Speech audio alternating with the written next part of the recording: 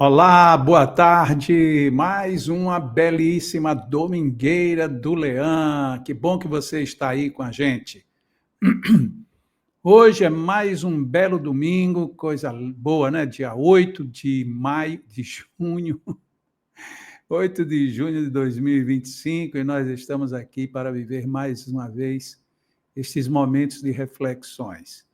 Quero convidar você aqui em meu nome pessoal, em nome do Leão Lar Espírita Alvorada Nova, que fica no município de Parnamirim, para juntos aproveitarmos bem mais uma domingueira do Leão, hoje com um tema bem curioso, tá? Vamos, antes disso, fazer a nossa oração. Deus, Pai de bênçãos, de amor, de sabedoria infinita, favorece-nos com as tuas luzes, a fim de que a nossa mente, o nosso coração e os nossos caminhos estejam sempre iluminados pelo teu amor e pela tua sabedoria. Que os bons amigos do bem estejam conosco e que tudo de bom nos seja permitido e oferecido e que façamos em teu nome. Que assim seja. Então, hoje nós temos aqui o Maxime. Lembra de Maxime? Pois é, o Maxime está aqui hoje com a gente. Fazia o quê? Uns 2 meses que ele não vinha, né? Pois ele hoje vai fazer parte da nossa domingueira. E eu não vou com muita cerimônia, não. Maxime, vem para cá, ocupa aqui o meu lugar e manda brasa aí.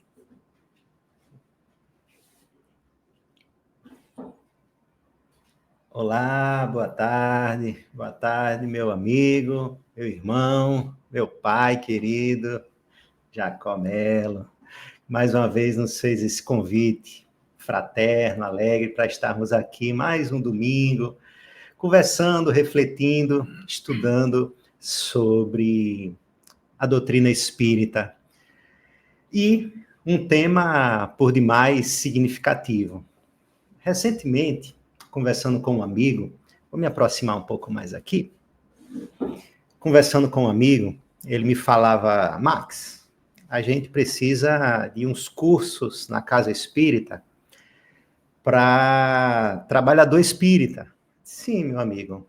E qual é o tema do curso que a gente precisa dar essas aulas? A gente precisa ensinar a varrer chão, a gente precisa ensinar a lavar um banheiro, a gente precisa ensinar a organizar umas coisas. E ele falava com um tom, não um tom de crítica, nem também num tom de deboche, porque havia, naquele momento, né, naquela conversa, um panorama por trás daquilo que nós estávamos conversando, que era todos os cursos que vamos fazendo ao longo da nossa trajetória de vida, mas, sobretudo, vamos falar aqui em termos de movimento espírita, não é? É o estudo sistematizado, é a evangelização infanto-juvenil, é a atividade onde a gente vai lidar com a mediunidade, e aí por diante, é o diálogo fraterno, e aí existem vários cursos que vão nos dando uma base, né, um conhecimento melhor, o próprio curso do magnetismo, que a gente faz aqui no Leão todos os anos, e aí a gente vai ganhando, tendo acesso a essa base de conhecimento, de forma também prática, e vamos nos aperfeiçoando naquele conhecimento e começamos a nos dedicar a uma tarefa, e claro que de forma sempre voluntária na casa espírita. Mas aí ele tocava nesse aspecto, e eu pensava sobre isso com uma certa cautela, não pela proposta dele, mas exatamente, não é cautela, mas assim, uma certa atenção, porque de fato existem algumas coisas que a gente não é bem treinado.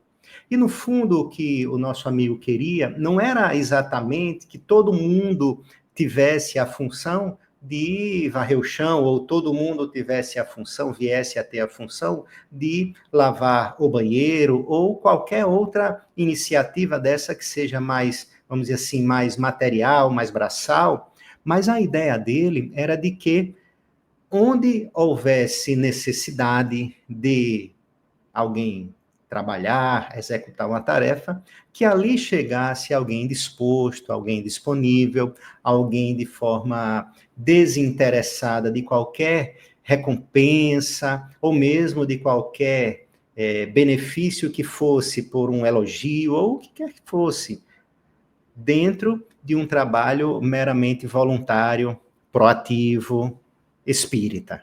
Então, aquilo nos chamou bem a atenção e a gente passou a refletir um pouco sobre essa temática do voluntariado, temática, inclusive, que perpassa não só o nosso movimento espírita, mas também o mundo como um todo. Nós vamos... Estou só aqui ajustando para poder seguir as nossas ideias, então estou só ajustando aqui no computador. Então, a gente vai observar que ao longo da história, vamos vendo, né, que existem, passam a existir trabalhos voluntários, a gente vai ver, por exemplo, Cruz Vermelha, nós vamos ver postos de atendimento de grupos religiosos, os cristãos primitivos, eles começam a desenvolver uma tarefa voluntária ali na Casa do Caminho, e uma das coisas que a gente recebe bem, ou percebe bem, logo no início dessa temática, é que o trabalho voluntário, ele é um trabalho que nos sugere uma palavra que está, inclusive, muito em voga atualmente, que é a palavra proatividade. Proatividade. E existe também a outra palavra, que seria, vamos dizer assim, o antônimo dela, seria a reatividade. Então, é importante a gente fazer essa avaliação dessas duas expressões ou dessas duas palavras para que a gente possa também adentrar dentro do que seria o ideal para esse trabalho ou essa função ou essa tarefa a qual a gente chama de voluntário. E tem uma coisa que eu esqueci de mencionar, que o nosso tema, ele está baseado num dos textos do espírito Cair Bachutel, que quando reencarnado era espírita, trabalhou ali na região sudeste, e Cair Bachutel, ele escreve uma mensagem no livro O Espírito da Verdade, com o título Seja Voluntário, que ao final a gente vai tecer alguns comentários em que a gente trouxe os apontamentos, e ao final a gente tenta, dando tempo para nós, fazer uma leitura do texto para que você possa apreciar o quão rico essa mensagem de Cair Bachutel ela é para todos nós. Mas, voltando então, essas duas palavras de proatividade e reatividade, elas dão uma ideia muito significativa daquilo que a gente pretende explorar como a ideia do voluntariado ou da pessoa voluntária. Porque o que é ser o proativo? É aquela pessoa que, vamos colocar um estudante. O que é um estudante proativo? É aquele que busca o aprendizado, ainda que o professor não exija para uma prova. É aquele que terminou o conteúdo, ele continua, quer dizer, terminou a aula, mais tarde ele dá uma repassada naquele conhecimento, porque aquilo, ainda que não venha a ser avaliado do ponto de vista para uma nota no final de um bimestre, de um semestre, né, para uma certa graduação, mas se aquele conhecimento lhe foi transmitido dentro de uma cadeira universitária, por exemplo, ou mesmo de uma escola de ensino médio, qual seja, tem uma função, e a função é que o estudante aprenda aquilo, porque tem um sentido aquele conhecimento. Então, o estudante proativo, entendendo que o saber é a sua meta, o conhecimento é a sua meta, então ele, de forma proativa, sem que haja uma cobrança, dos pais, por exemplo, quando nós somos mais novos, né, existe aquela cobrança para que a gente estude, para que a gente tire boas notas, para que a gente aprenda.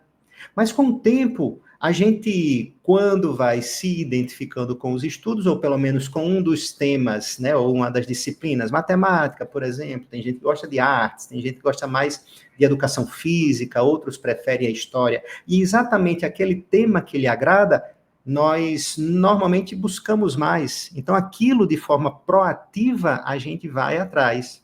e outros não.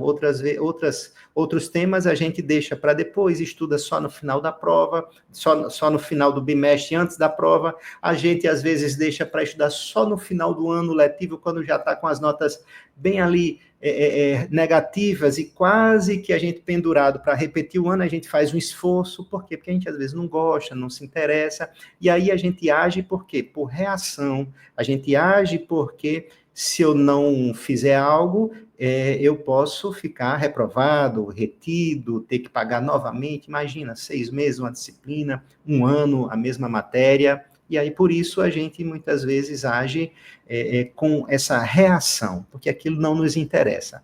Mas o voluntariado, então, entendendo a figura das duas palavras, o voluntariado, ou o voluntário, é a pessoa que, de um modo mais, vamos dizer assim, ativo, de um modo mais em que ele se sente mesmo e verdadeiramente útil, ele vai em busca de fazer algo daquilo que lhe interesse, por exemplo. E como, claro, estamos falando aqui de casa espírita, de movimento espírita, de trabalho espírita, a gente tem um leque de opções, ou de oportunidades, ou de lugares e situações e pessoas nas quais a gente pode atuar de forma voluntária. Não é, então, o voluntário, e aí a gente precisa também destacar, apenas aquele que utiliza o crachá, porque existe, de fato, uma lei do voluntariado. Inclusive, essa lei, ela surge por uma questão muito, muito interessante. Algumas entidades que tinham pessoas que iam prestar um serviço voluntário, aquelas pessoas, ao final de um determinado período, buscavam receber algo em troca, e como não tinha recebido nada em troca, muitas vezes autuava ou tentava fazer com que aquela instituição, geralmente instituições com finalidades sociais, instituições religiosas, instituições beneméritas, e aquelas pessoas com, vamos dizer assim, uma boa parte delas agindo não com boas intenções, se colocavam como, olha, eu estive aqui, passei um determinado período e aí não fui remunerado, quero exigir os meus direitos trabalhistas, quando, na verdade, havia, ainda que não escrito ou registrado um documento, havia um pacto, e sempre há um pacto entre aquele que está coordenando, por exemplo, uma atividade e aquele que se predispõe a colaborar, a trabalhar.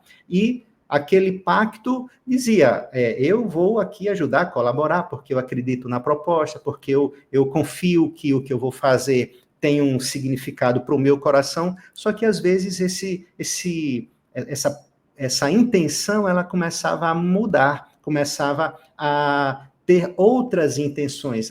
Se é uma entidade que às vezes paga um funcionário, talvez eu possa então também receber alguma coisa, e aí muitas vezes a gente ia observar, e ainda hoje tem, por isso é muito, não só recomendado, mas assim, quase que uma obrigação, não legal, mas é uma exigência que todos os dirigentes de entidades que prestam serviços sociais e que têm muitos voluntários deveriam sim seguir a orientação. Façam a ficha de voluntário para que lá na frente não hajam essas dificuldades, que muitas vezes podem vir a complicar muito financeiramente uma entidade, uma instituição.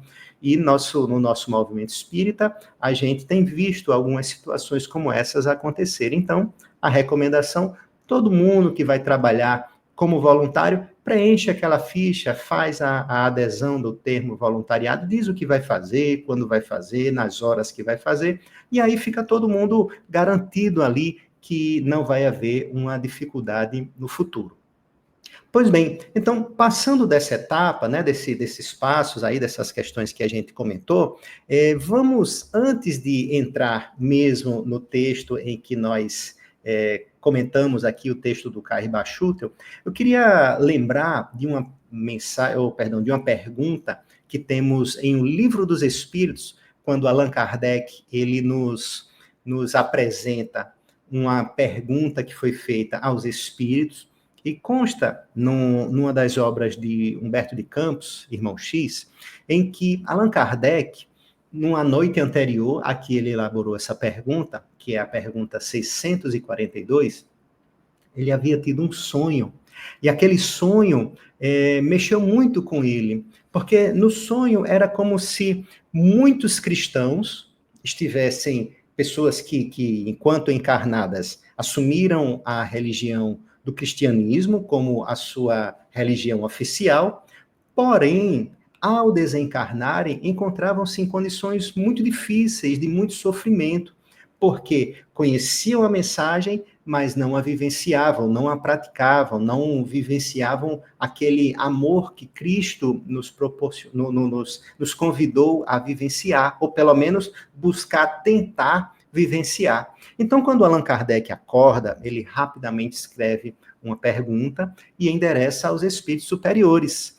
Para agradar a Deus e assegurar a sua posição futura, veja, agradar a Deus e garantir, vamos dizer assim, no nosso palavreado mais simples, né? Estar em paz com a consciência num momento pós essa vida física, depois da nossa desencarnação.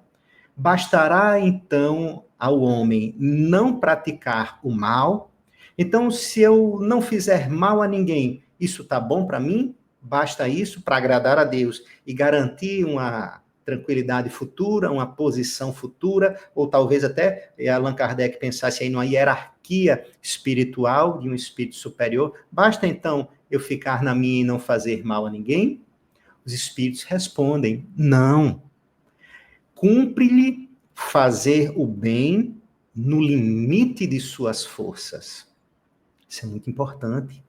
E ainda continua, porquanto responderá por todo mal que haja resultado de não haver praticado o bem. Então não é só não fazer o mal, é fazer o bem no limite das forças. E também não é só fazer o bem, veja, os espíritos, eles nos informam que não basta não fazer o mal. Não fazer o mal já é uma coisa boa. Mas não fazer o bem já não é uma coisa boa. Então não basta não fazer o mal, precisa fazer o bem.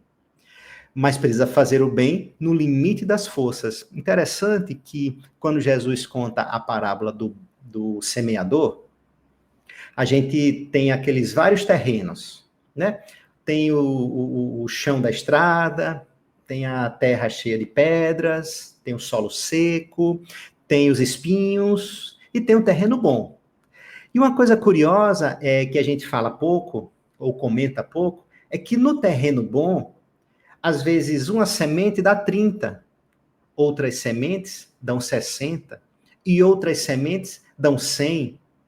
E o que isso nos sugere? Nos sugere exatamente que o bem, ele pode propagar-se em proporções diferentes. E aí, quando os espíritos dizem no limite das suas forças, está dizendo assim, busque explorar o máximo da potencialidade dessa semente no seu solo fértil. Então, ele já nos convoca a que o nosso solo seja fértil. A gente precisa fazer o bem, a semente tem que germinar.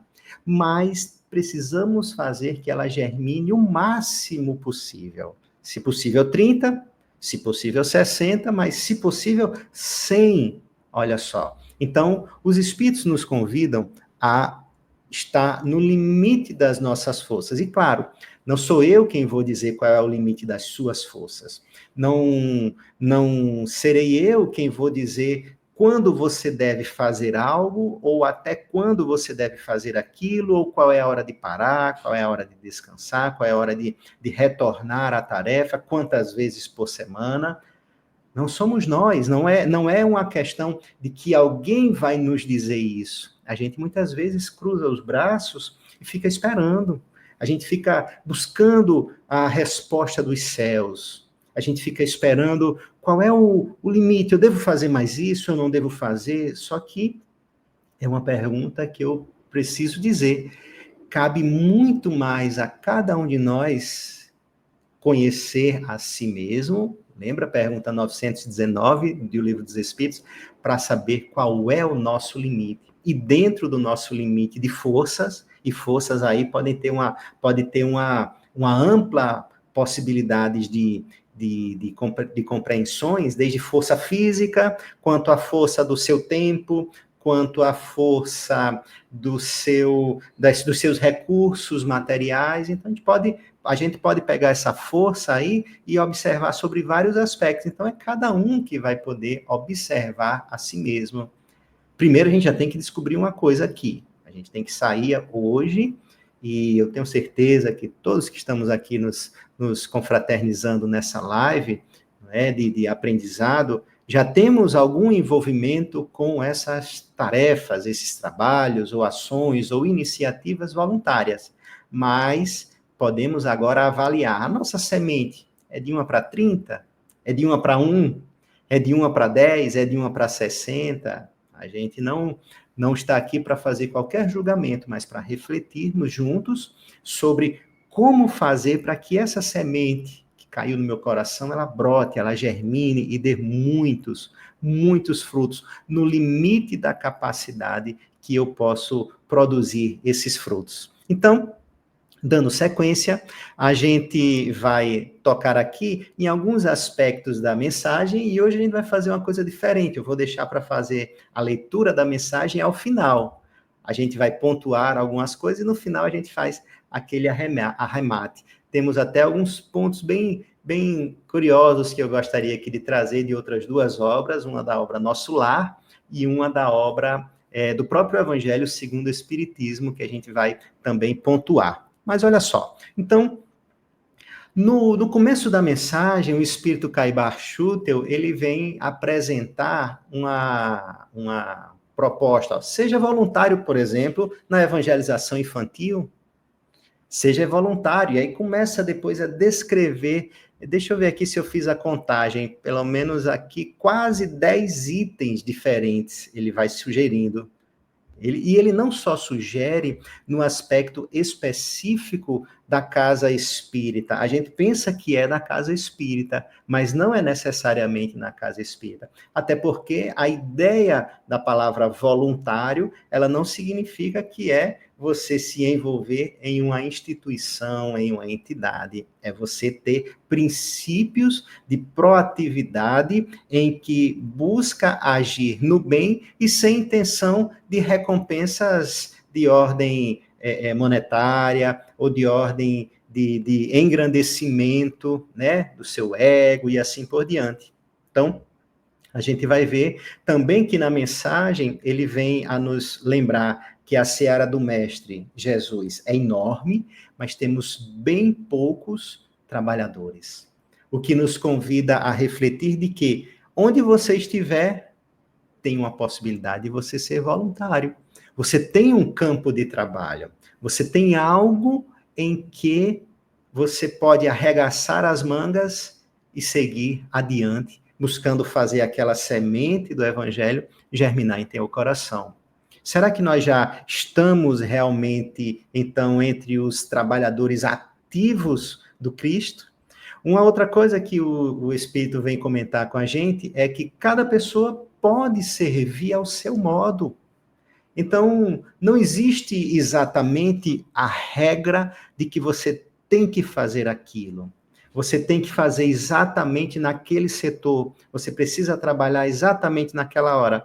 Cada um faz como pode. Lembra da história do óbolo da viúva, em que ela tinha muito pouco, mas que aos olhos do Mestre Jesus, aquilo foi a contribuição maior que até aquele momento o templo tinha recebido qualquer contribuição. Aquela foi a maior contribuição de todos os tempos aos olhos de Jesus. Não eram todos os outros recursos volumosos que já haviam caído dentro daquele vaso onde o templo recolhia o dinheiro, mas sim aquelas moedinhas simples, de pouco valor monetário, mas de grande valor moral. Então, cada um pode servir ao seu modo, é um ponto de destaque também na mensagem. Outra que fica bem marcado: não espere a participação de todos. Se preciso, faça sozinho.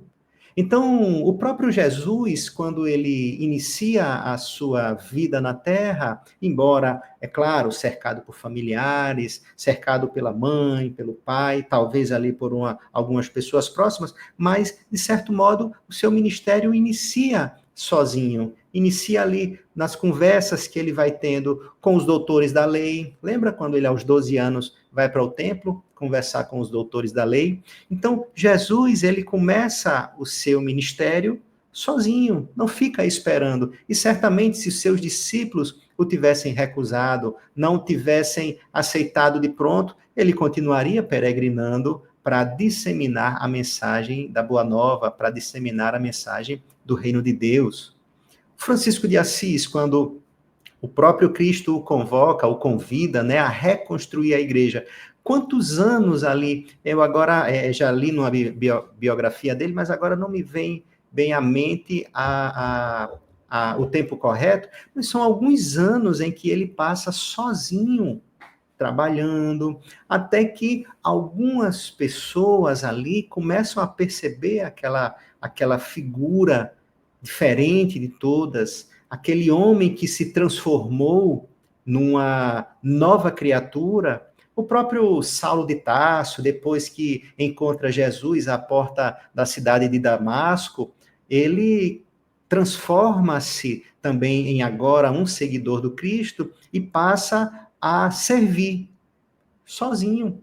Começa, vai para um lugar, depois volta para a casa do caminho, cerca de alguns anos depois, 3, 4 anos depois, vai encontrar com Pedro. Depois que ele se apresenta lá como um novo cristão, recebe instruções do próprio apóstolo Pedro para voltar para a sua cidade natal. E quando chega lá, todas as portas fechadas, inicialmente porque ele era um judeu e agora um novo cristão, na verdade um cristão, e não tinha não teve entrada na casa dos seus familiares, e aí fica excluído, mas mesmo assim permanece pregando, trabalhando e pregando com aquelas pessoas que o abordavam, que iam ali comprar um dos seus serviços, até que anos depois ele novamente é chamado para ir compor um trabalho numa outra igreja que está ali sendo promissora, né, em Antioquia. Então, o que acontece? Trabalho sozinho e começa, aos poucos, aquilo vai talvez se tornando num agrupamento, numa família. Claro, não estamos dizendo aqui que a gente precisa trabalhar sozinho, mas a gente não precisa esperar a participação de todos, nem precisa esperar que várias pessoas se juntem para iniciar qualquer ação que seja no bem.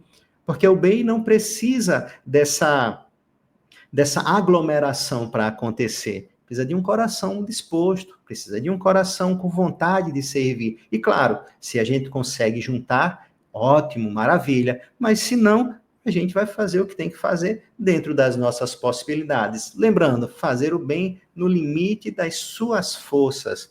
A espiritualidade, ela não espera que a gente tenha plateias, mas espera que a gente seja fiel ao nosso trabalho, à nossa tarefa. Não é isso? Algumas das áreas que vão ser citadas ao longo da mensagem, a gente já comentou: a evangelização infantil, o culto no lar, a atividade no próprio centro espírita, nos estudos, na mediunidade, no serviço social, até na divulgação espírita. Então, a mensagem também aborda alguns pontos como esse. Mas tem um aspecto lá já no final da mensagem, que o espírito Caiba Schutel, ele diz assim, e é bem importante a gente pensar um pouco: espírita sem serviço é alma a caminho de tenebrosos labirintos do umbral. E essa palavra umbral, para muita gente, dá um medo, né? A gente não vai fazer aqui uma palestra sobre umbral, a gente não vai tecer aqui muitos comentários, mas uma coisa que é interessante da gente pensar sobre isso, né, sobre essa coisa do umbral, umbral, na verdade, imagina como sendo uma porta, né? Na verdade, não a porta. O umbral, ela é aquilo que separa um espaço que você atravessa pela fresta da porta, né? Atravessa pela porta, quando você abre a porta, aquilo ali é o que a gente chama de umbral.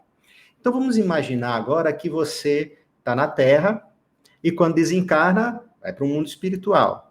Então vamos imaginar que esse umbral ele possa ser considerado, a gente vai até trazer umas anotações aqui de André Luiz, para apenas pontuar, para a gente entender uma coisa bem significativa. Então imagina que esse umbral, ele é um ponto em que a gente precisa cruzar para sair de um ponto ao outro. Quando você está numa sala e vai para a cozinha, ou você está do lado de fora de casa e vai para dentro de casa, você vai atravessar um umbral. Agora a questão é, você vai ficar no umbral ou você vai entrar?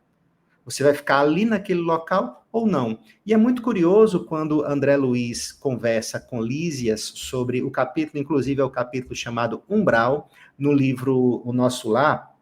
Lísias diz para ele assim, ó, o umbral, ele começa na crosta terrestre, exatamente, imagina a terra e aí a passagem da porta para um outro lugar.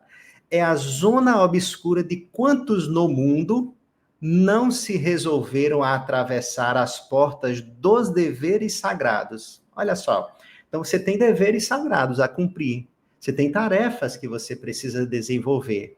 E aí, esse umbral é uma zona de quantos no mundo não se resolveram a atravessar as portas dos deveres sagrados a fim de cumpri-los. E olha só isso aqui, demorando-se no vale da indecisão ou dos erros numerosos. Então, o Lísias, esse irmão espiritual que acompanha André Luiz, né? Ele está no mesmo nível, vamos dizer assim, muito próximo, né, do nível espiritual deles. Não é um grande benfeitor, mas também não está lá nas suas condições de um espírito com muitos erros clamorosos, mas está lá caminhando, buscando o seu progresso, o seu melhoramento espiritual. Então, Lísias, ele mais esclarecido do que André Luiz, comenta, então, esse umbral como sendo um lugar onde aquelas pessoas que demoraram-se no vale da indecisão, ou seja, ficou pensando demais, agiu de menos, pensou muito e não fez nada,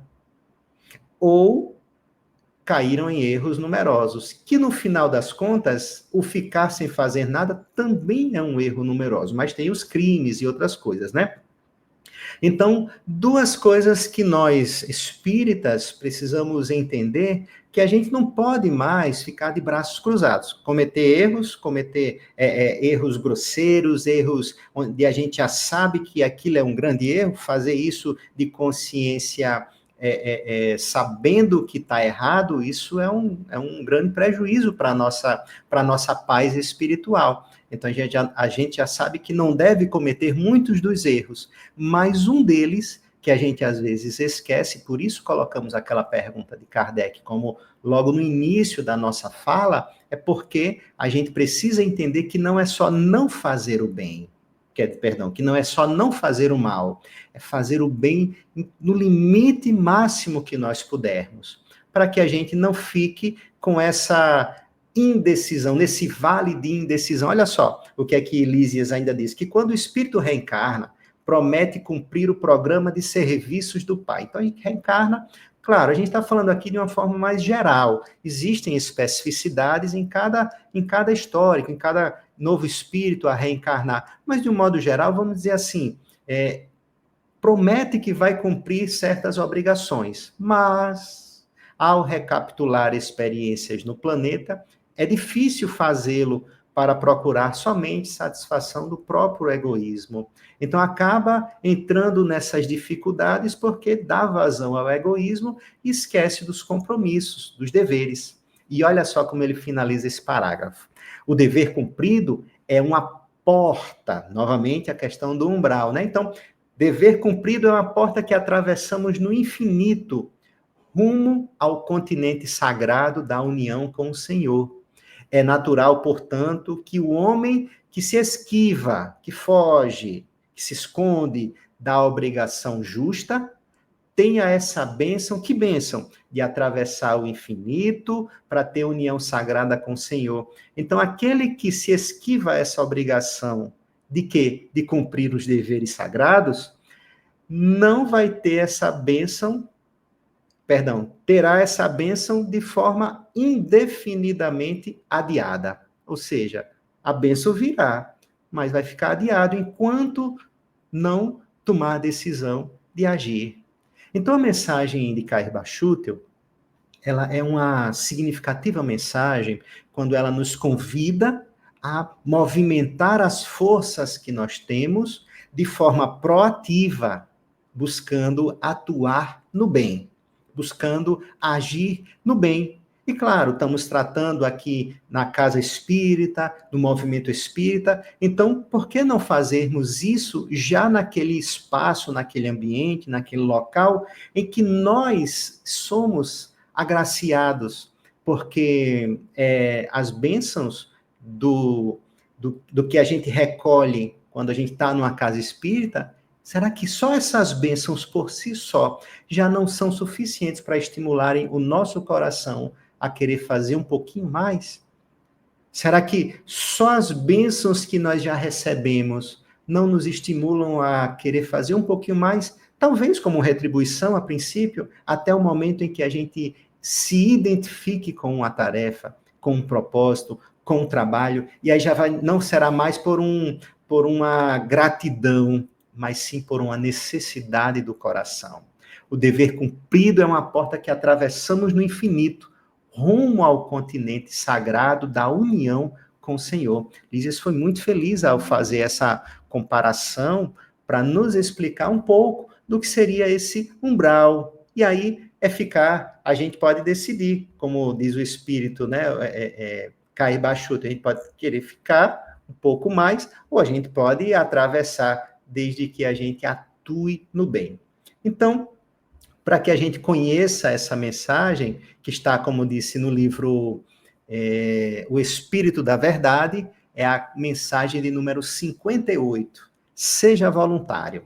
E esse livro ele tem uma outra peculiaridade, que é a seguinte: O Espírito da Verdade é um livro que cada mensagem faz menção a um outro texto do livro O Evangelho segundo o Espiritismo. Então, por exemplo, essa mensagem Seja Voluntário é uma mensagem que faz uma alusão ao item 4 do capítulo 20 do Evangelho segundo o Espiritismo, que é a mensagem Missão dos Espíritas. Olha que bonito.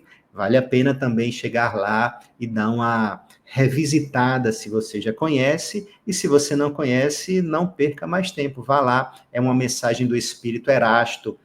Por sinal, eu vou até fazer uma bem rápida leitura de um dos trechos, só para a gente ter um gostinho do que é que Erasto nos diz.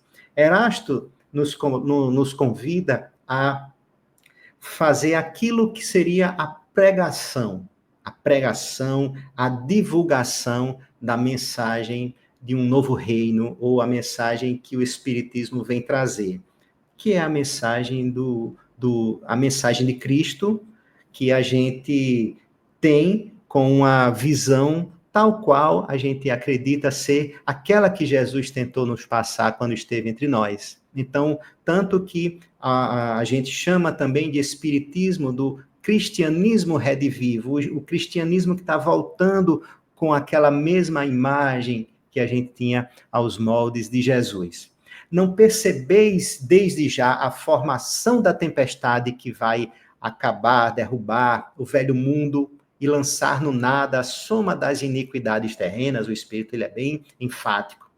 Ah, bendizei o Senhor, vós que colocastes vossa fé em sua soberana justiça, e que, como novos apóstolos da crença revelada pelas vozes proféticas superiores, está falando aí, então, do Espiritismo, está falando aí das mensagens dos Espíritos superiores, e de pregar esse novo ensinamento, essa nova verdade, aqui como o novo dogma da reencarnação e da elevação dos espíritos, segundo o bom ou mau cumprimento de suas missões e o modo como suportaram as suas provas terrestres. Então, o Espírito Erasto está nos colocando aí em mãos uma proposta de que a gente precisa sair ao mundo para lançar esse novo ensinamento da reencarnação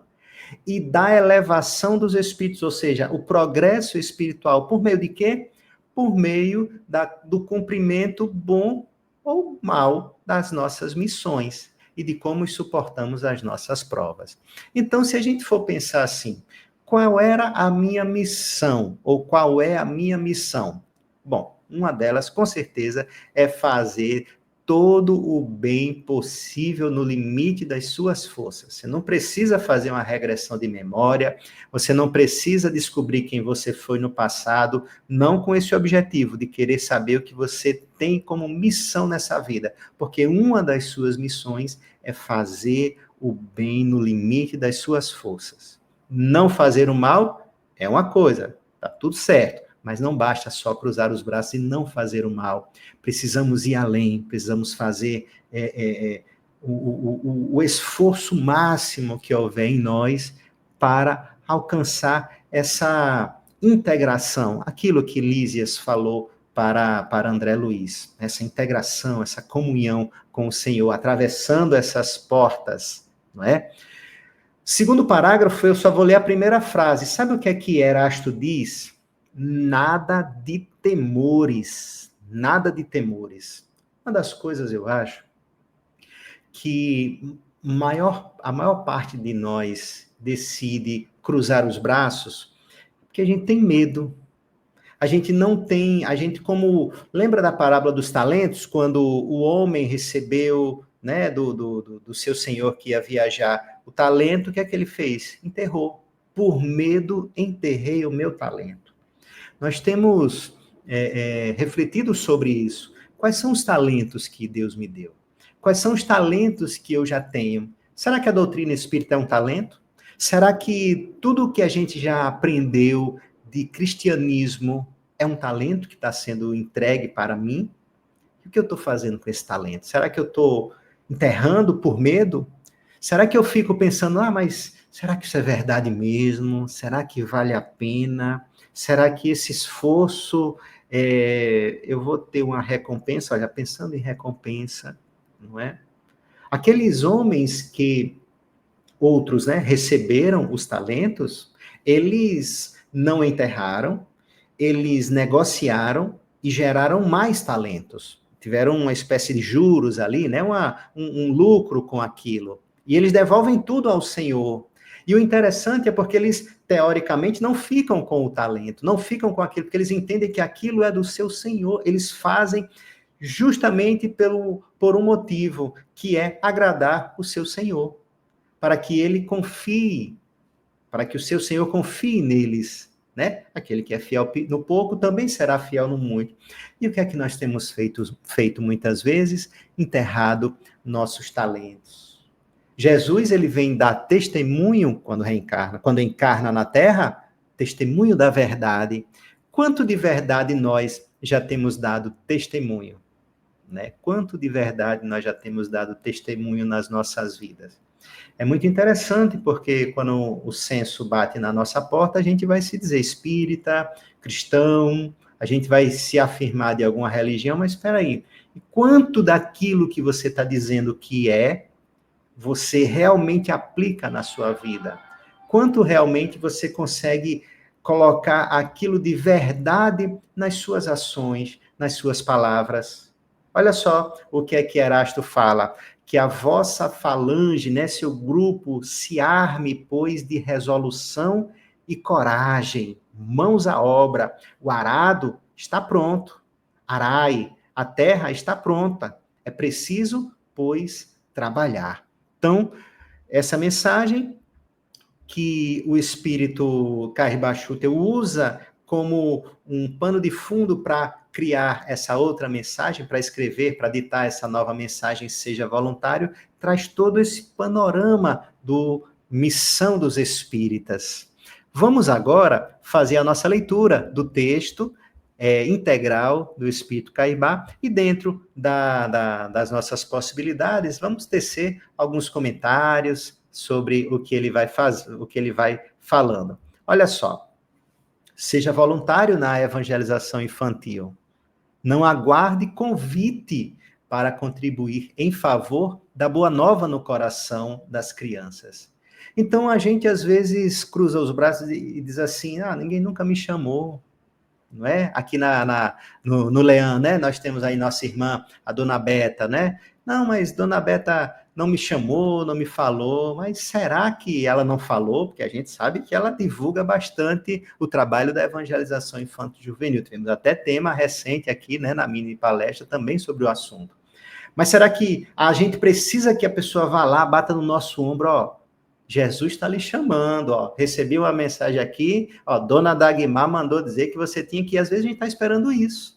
Às vezes nós somos o espírita que fica esperando que os espíritos mandem uma mensagem escrita, assinada, e que a gente... e ainda no final, sabe o que é que a gente diz? Não, com certeza não foi aquele espírito, não. Porque se fosse, ele não teria dito isso. Então, o espírito às vezes manda a mensagem e ainda a gente não acredita. É porque a gente não está realmente interessado em ser voluntário. Mas uma coisa que fica de lição para nós, que a gente até comentou, é que quem perde no final é quem cruza os braços. Mas vamos lá, vamos seguir, né? Auxilie a plantação do futuro. Se você já leu o livro Nosso Lar, você vai ver uma coisa muito curiosa. É que quem trabalha com crianças naquela cidade espiritual ganha bônus hora triplicado. Olha só, é uma moeda lá, né? Que é validada lá para as coisas naquela colônia espiritual, e quem trabalha com crianças tem um valor 3 vezes mais. Você trabalha 1 hora, é como se você tivesse ganhado 3 horas, pela importância que é o trabalho com as crianças, né? Mas vamos lá, seja voluntário no culto do evangelho. Não espere a participação de todos os companheiros do lar para iniciá-lo. Se preciso, faça sozinho. Não precisa esperar que toda a sua família se converta à sua religião, ao seu entendimento. Que todo mundo entre em harmonia para poder, naquele momento, fazer. Está todo mundo disperso, vocês escolheram já o dia, está tudo certo, mas no dia não tem ninguém, aí você vai também cruzar os braços e dizer que não vai? Não, faça você mesmo, não espere, faça sozinho se for preciso. Seja voluntário no templo espírita. Não espere ser eleito diretor para cooperar. Colabore sem impor condições em algum setor, hoje mesmo. Olha só. Então, não espere fazer parte de uma diretoria. E se faz parte, ótimo, maravilha. Quando acabar o seu mandato na diretoria, não vá embora. Nem diga assim, agora não tenho mais nada para fazer. Pelo contrário, você adquiriu experiência e poderá ajudar outros que agora fazem parte da diretoria, ou você pode atuar em outros setores e agora sem a preocupação de estar ali nos holofotes. Você pode trabalhar nas áreas onde as pessoas são menos percebidas. Você tem muitas possibilidades. Seja voluntário no estudo edificante. Não espere que os outros lhe chamem a atenção. Estude por conta própria. Olha só, você tentou ir para o Leão, não conseguiu participar porque o horário do estudo sistematizado não dá certo. Você tentou em outra casa espírita, tentou em outra, tentou e não conseguiu. Faça sozinho, mas não fique parado esperando ou justificando que não encontrou nenhum grupo que pudesse lhe receber. Comece hoje mesmo. Pegue uma obra espírita e comece a estudar. Pegue o livro dos Espíritos, pegue o Evangelho segundo o Espiritismo. Assista uma palestra e se inicie nos estudos. Não fique esperando. Seja voluntário na mediunidade. Essa é boa. Não aguarde o desenvolvimento mediúnico sistematicamente sentado à mesa de sessões. Olha só, quantos de nós às vezes fica, né, nas mesas de reuniões mediúnicas, aguardando que os espíritos venham se comunicar por nós, porque a gente acha que isso é uma certa benefício espiritual. Não, olha o que o Espírito disse, não aguarde sentado à mesa das sessões. Procure a convivência dos espíritos superiores, mas ele não bota um ponto, ele bota uma vírgula. Como é que será que ele propõe a convivência dos espíritos superiores? Procure a convivência dos espíritos superiores, amparando os infelizes. Você quer encontrar com Jesus, meu amigo? Aquela ideia, a gente já comentou uma vez aqui, minha amiga, olha para a cruz, não com aquela ideia religiosa de outros credos cristãos. Olha para a cruz é alguém que está sofrendo, alguém que está em dor. Cristo está ali. Você quer estar junto de espíritos superiores? Olha para a cruz, olha para o que sofre, olha para o que está infeliz, e certamente você vai desfrutar da presença, da companhia, da convivência. Olha o que ele diz, da convivência dos espíritos superiores. Seja voluntário na assistência social. Olha o que ele vai dizer aqui. Não espere que alguém venha lhe puxar o paletó rogando auxílio. Às vezes parece que a gente precisa que as pessoas, né, iniciem campanhas ou algumas outras coisas para que a gente possa dizer assim, eu vou ajudar. Aquele ali eu não vou ajudar, esse aqui eu vou ajudar, esse aquele não. E fica esperando que as pessoas venham até nós, nos procurando para nos pedir ajuda. Na verdade, isso é um pouco de orgulho, porque a gente fica se sentindo como muito especial, como muito além, né, como muito superior. Mas, na verdade, essas pessoas que vêm nos chamar para ajudar, para pedir nossa ajuda, na verdade, é o próprio Cristo que está dizendo assim, vai ali para ver se Max, pelo menos, né, tira alguma coisa do bolso para ajudar. Não esperemos por essas pessoas que venham a nos convidar. Sejamos proativos. Lembra que começamos a falar de proatividade logo no início da nossa conversa? Busque os irmãos necessitados e ajude como puder. Seja voluntário na propaganda libertadora. Não aguarde riqueza para divulgar os princípios da fé. Dissemine desde já livros e publicações doutrinárias. Às vezes a gente fica achando que precisa ser um grande divulgador, um grande expositor, ou alguém que conhece muito. A gente, às vezes, só precisa entregar uma mensagem, às vezes, nós só precisamos falar uma frase. Na mensagem do capítulo 13 do Evangelho segundo o Espiritismo, deixa eu ver se eu recordo aqui, se eu encontro aqui enquanto vou falando. No capítulo 13, a gente tem uma mensagem, a caridade material e a caridade moral. E o Espírito fala que uma das caridades morais, sabe o que é que pode ser? Quando você encontrar uma criança, você pode só dizer assim, Deus está vendo o que você está fazendo. E quando você falar isso, e depois de falar outra vez e outra vez, aquilo vai entrar na cabecinha da criança e aquilo vai transformar. Peraí, o que eu estou fazendo, Deus está vendo, então eu vou tomar cuidado com o que eu faço, vou fazer melhor. Olha só que proposta sutil, mas tão importante. É que o texto da irmã Rosália é um pouquinho longo e eu não poderia fazer toda... achei aqui, eu acho. Deixa eu ver aqui.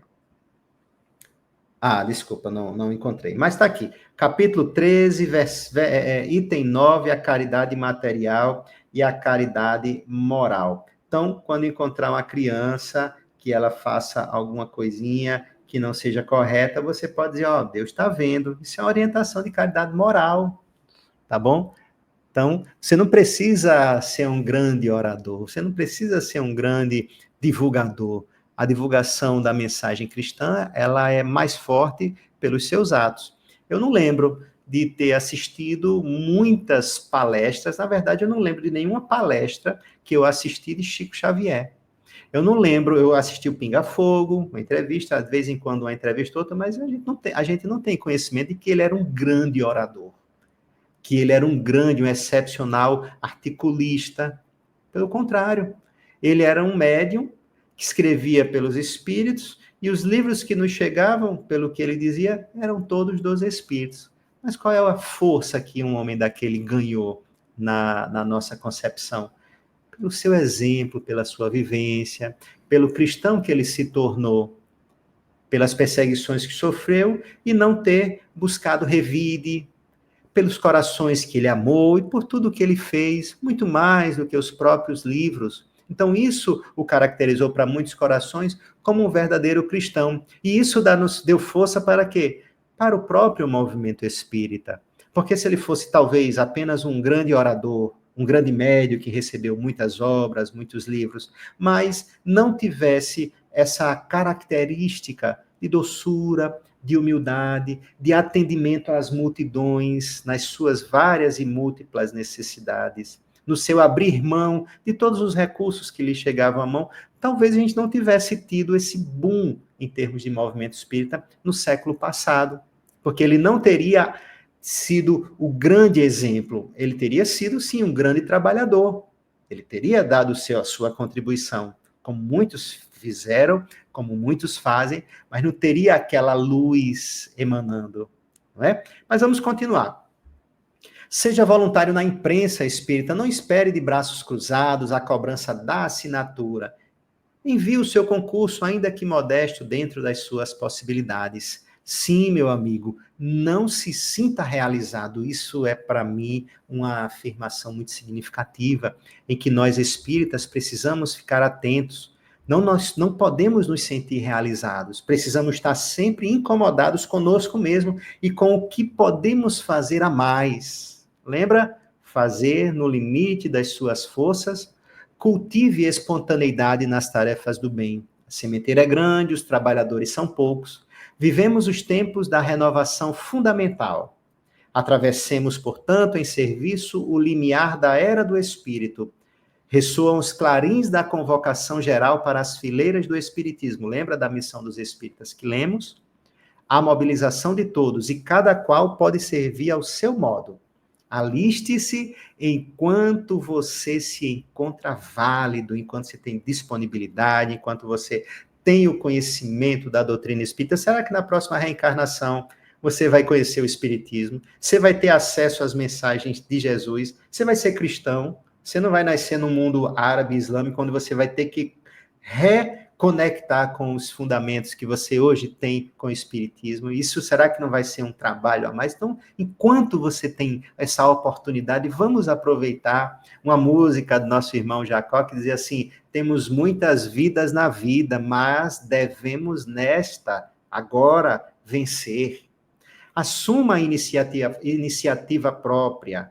Então, vá lá, vá você sozinho, se for preciso, mas vá. Apresente-se em alguma frente de atividade renovadora e sirva sem descansar. Quase sempre, espírita sem serviço, aquilo que lemos no início, é alma a caminho de tenebrosos labirintos do umbral. É como se você vai passar pela porta e aí encontra um labirinto e não consegue sair dali. Por quê? Porque você ficou de braços cruzados, não trabalhou, não operou no bem, não se renovou, não contribuiu com o que você podia contribuir. Finalmente, Caibá Schutel termina a mensagem dizendo assim: seja voluntário na seara de Jesus, nosso mestre e Senhor.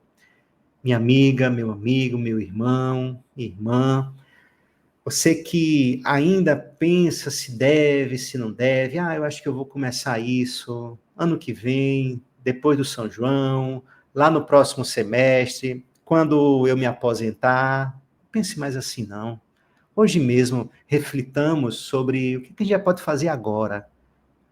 Passa pela cozinha, dá uma olhada se tem louça suja. Vamos começar limpando a louça. Lembra quando a gente começou falando do nosso amigo, que a gente precisava fazer curso de ensinar a varrer um chão, de ensinar a lavar uma louça, de ensinar a lavar um banheiro? Não era porque essas são tarefas que a gente deve fazer elas numa casa espírita e tudo mais. Não, mas é porque essas são tarefas de casa em que a gente pode fazê-las sempre e de forma a nos tornarmos essas pessoas que têm a iniciativa própria. Então, aprende a fazer isso em casa, começa de agora, começa a fazer o que você pode para renovar o seu espaço, o seu ambiente, a convivência com aqueles que estão ao seu redor, e vai na casa espírita, procura uma tarefa, procura algo para você oferecer ao Cristo com as tuas próprias mãos, com o teu coração.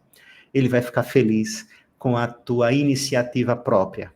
Que Jesus te abençoe, nos abençoe, que Deus, nosso Pai, também nos envolva em um clima de amor e de muita fraternidade, de muita generosidade, de muitas bênçãos em nosso coração. Vamos fazer nossa oração, e eu tenho aqui o nosso copo com água. A gente convida também vocês que estão em casa a fazer a magnetização da água para, ao final, a gente tomar, buscando imprimir na nossa rogativa e também agradecimento todos os sentimentos bons que nos envolvem, pelo motivo de que já sabemos, somos filhos de Deus, somos criaturas, somos amados, somos abençoados, e Deus espera que cada um de nós faça boas escolhas. Fazer o bem é dessas melhores escolhas que podemos fazer.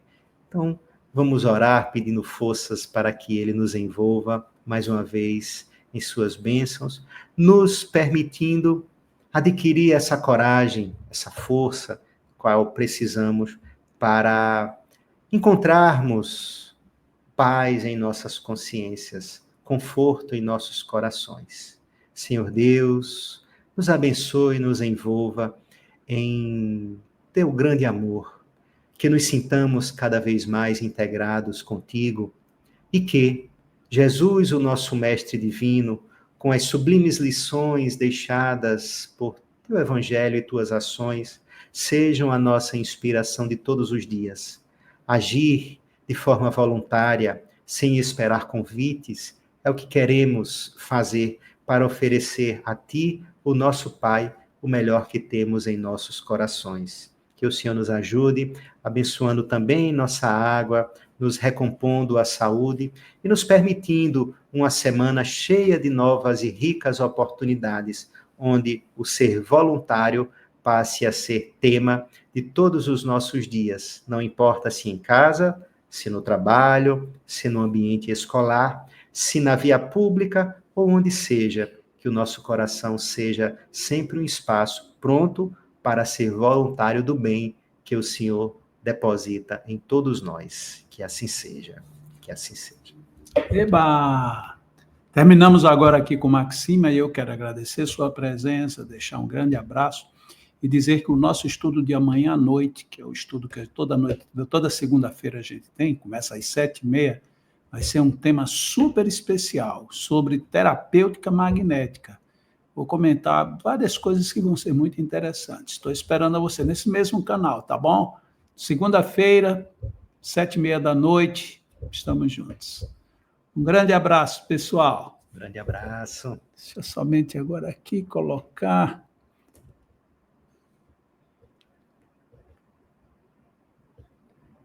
Desculpe aí, Maxime, eu tenho entrado aí de vez, mas... Tá tudo bem, claro. Então tá bom.